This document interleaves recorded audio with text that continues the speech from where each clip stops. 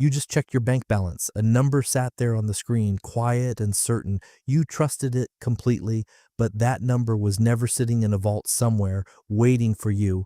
It was created out of nothing. The moment someone somewhere asked a bank for a loan, that sounds impossible. Money feels solid. It feels earned, mined, printed, real. But the truth is far stranger than a printing press. Most of the money in the world today has never been touched, seen, or physically moved. It exists only as a line in a ledger, and that ledger is controlled by banks that are, in a very real sense, allowed to make money appear. Think about your own habits for a second.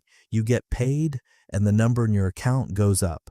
You buy coffee, and it goes down. Nothing physical happens in either direction. No coins slide across a counter. No paper changes hands, just numbers adjusting themselves based on trust you've never questioned. Where does that trust actually come from? Yes, here's where it starts. 17th century London. You walk into a goldsmith shop with a bag of coins. You don't want to carry them around, so you hand them over for safekeeping. The goldsmith gives you a paper receipt. That receipt says he's holding your gold. Simple enough. But the goldsmith notices something. Most people never come back for their gold at the same time. It just sits there, so he starts doing something quietly clever. He begins issuing extra receipts, more than the gold he actually has, and lending those receipts out to other people who pay him interest. Nobody's gold moved. But now there are more receipts circulating than there is gold in the vault. Those receipts spend just like money. That is the moment banking, as you know it, was born, not with permission, not with a plan, with a quiet decision that trust could be stretched further than the coins backing it. The goldsmith didn't announce what he was doing. He didn't need to. As long as people kept believing the receipt was as good as gold, it was. The paper had no value of its own. It borrowed its value entirely from what everyone agreed to believe about it.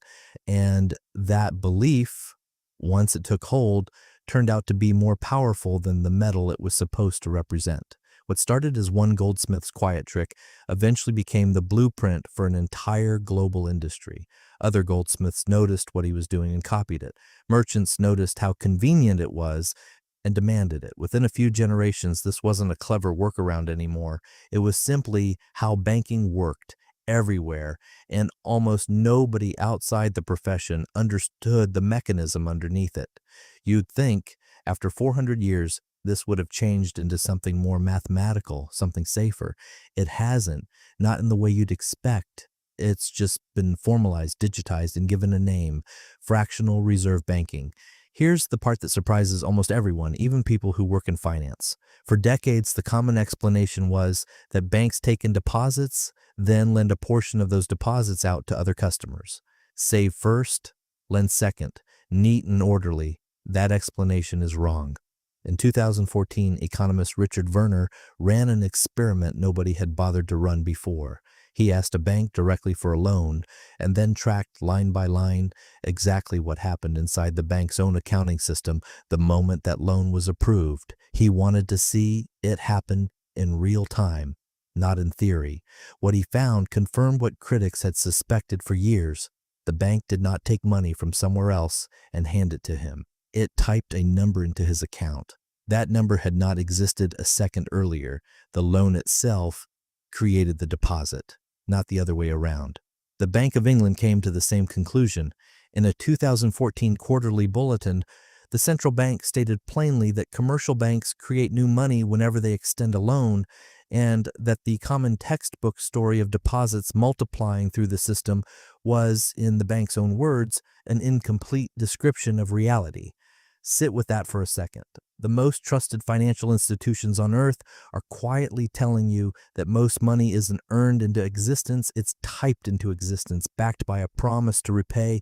You were probably taught the old version in school, if you were taught anything about it at all. Save money, put it in a bank, and the bank lends a slice of it to someone else. It sounds fair. It sounds mechanical, almost boring. It also happens to be backwards. The loan comes first. The deposit follows. Your savings account was never the starting point of the system. It was, this whole time, closer to the result of it. Why does this matter? Because it changes what a bank actually is. A bank isn't a warehouse for money that already exists.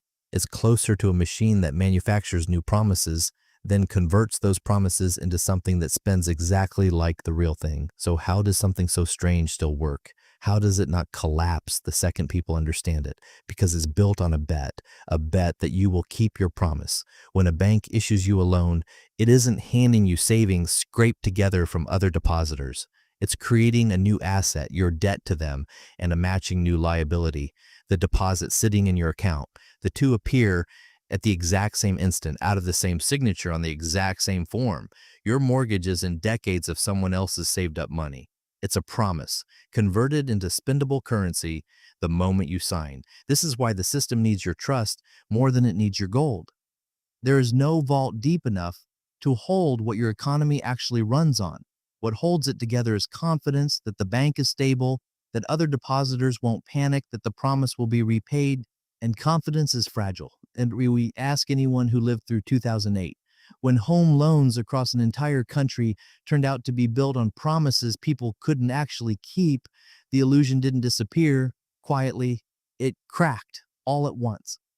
Banks that had created trillions in loans suddenly needed those loans repaid and couldn't get it. The money that had been typed into existence started vanishing just as fast as it appeared, and entire economies felt the floor drop. Central banks stepped in and did something that sounds almost too on the nose. They created more money, different rules, different name, same basic principle. Some economists call this quantitative easing. It is, at its core, the exact same mechanism as the goldsmith and his extra receipts, scaled up to a size the 17th century could never have imagined. Economist Hyman Minsky spent much of his career warning about exactly this pattern, decades before it happened. He argued that stability itself is what makes a financial system dangerous. When things are calm, banks and borrowers grow more confident, take on more debt, and stretch the promise further and further from anything solid underneath it. Calm doesn't prevent a crisis, in his view. Calm quietly builds one. His theory sat mostly ignored for years, treated as pessimism instead of forecasting, until 2008 made it look less like a theory and more like a diagnosis. What Minsky understood and what the goldsmith understood without ever writing it down is that this entire system runs on a kind of collective forgetting. Everyone has to agree, moment to moment, not to ask the one question that would break it. What happens if we all want the real thing at the same time? Here's the twist that reframes everything you just learned. You already knew deep down that money wasn't really about gold or paper. You felt it every time you tapped a card and nothing physical moved. What you didn't know is how deliberately that gap between promise and reality has been engineered, defended, and quietly explained away for centuries. Why does this matter to you, sitting here scrolling on your phone with a number in an account you trust without thinking twice? Because every raise you've gotten, every loan you've taken out, every mortgage payment you've made has been part of a system that manufactures the thing it claims only to hold. You are not interacting with a fixed pile of value that existed before you were born. You are interacting with an ongoing act of collective belief, renewed every single day by millions of people who have simply agreed not to ask too many questions. Your ancestors trusted a goldsmith's paper receipt because it was backed, at least on paper, by something physical sitting in a vault.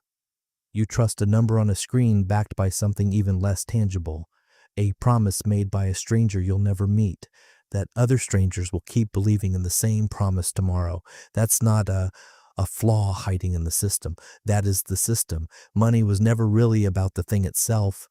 It was always about the story everyone agreed to believe together and how far that story could stretch before someone asked to see what was actually in the vault. Think about what that means for the choices you make every day. The interest piling up on a credit card isn't the cost of borrowing something that was sitting idle in a vault waiting for you. It's the price of a promise being extended into existence for your benefit, then extended again and again until the promise itself becomes the product. You're not just paying back what you borrowed, You're paying for access to the machine that made it appear. This is why the language around money can feel so strange once you notice it.